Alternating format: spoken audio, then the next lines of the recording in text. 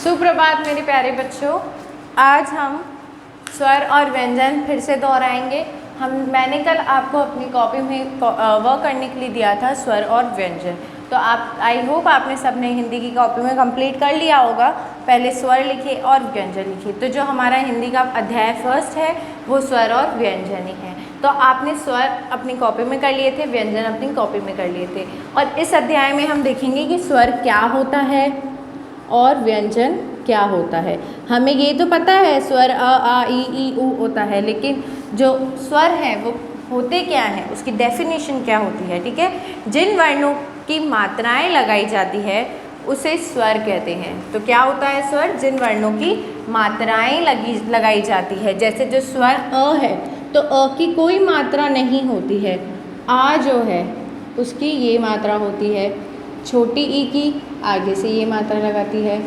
बड़ी ई की ये मात्रा होती है।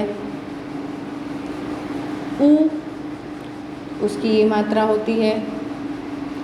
बड़ा ऊ उसकी ये मात्रा होती है। री उसकी ये मात्रा होती है। ए उसकी ऐसी मात्रा होती है। ऐ उसकी ऐसी मात्रा होती है। ओ उसकी ऐसी मात्रा होती है। औ उसकी ऐसी मात्रा होती है। अंग उसकी ऐसी मात्रा होती है। और अह उसकी ऐसी मात्रा होती है। ठीक है, तो ये हमारी जो स्वर हैं उनकी मात्राएं हैं। ठीक है, तो क्या होता है स्वर? जिन वर्णों की मात्राएं लगाई जाती है। अब ये कहाँ लगाई जाती है मात्राएं? व्यंजनों पर।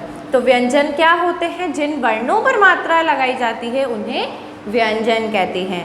तो मैंने आपको ये सारे स्वर और व्यंजन लिखवा दिए थे। अब जो है आपको अपनी कॉपी में सिर्फ संयुक्त व्यंजन करना है। क्या करना है? संयुक्त व्यंजन। तो सबसे पहले तो आप डेफिनेशन लिखेंगे कि स्वर क्या होता है, फिर आप लिखोगे व्यंजन क्या होता है, फिर आप लिखोगे संयुक्त व्यंजन क्या होता है। तो संयुक्त व्यंजन क्या होता है? दो व्यंजनों के मेल से बने ये वर्ण संयुक्त व्यंजन होते हैं। जिसमें दो व्यंजन मिलकर एक वर्ण बनाते हैं वह संयुक्त व्यंजन होता है। जैसे क्ष, तो क्ष किससे बनता है? क और श से बनता है। ठीक है,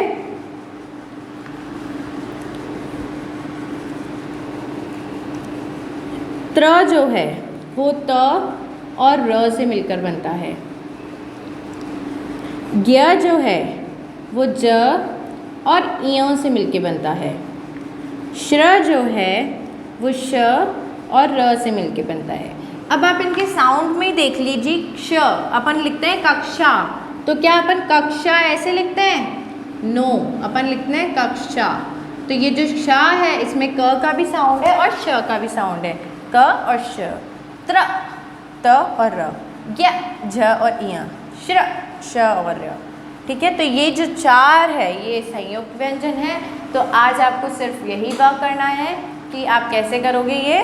पहले आप स्वर लिखोगे, फिर व्यंजन लिखोगे जो कि आपने कल ही कर लिए थे, और आज आप सिर्फ संयुक्त व्यंजन लिखोगे 4। ठीक है, तो ये जो अध्याय पहला है ये सिर्फ हमारा यही है। इसी के साथ हमारा अध्याय पहला फिनिश होता है। नेक्स्ट हम अध्याय दूसरा स्टार्ट करेंगे बिना मात्रा वाले शब्द। लेकिन उससे पहले आपको अगर स्वर व्यंजन अच्छे से क्लियर होगा तो आप इजीली बिना मात्रा वाले और मात्रा वाले शब्द कर सकोगे। ठीक है, तो पहले आप स्वर व्यंजन को अच्छे से क्लियर कर लें। आपको ये पता होना चाहिए कि ये क्या है?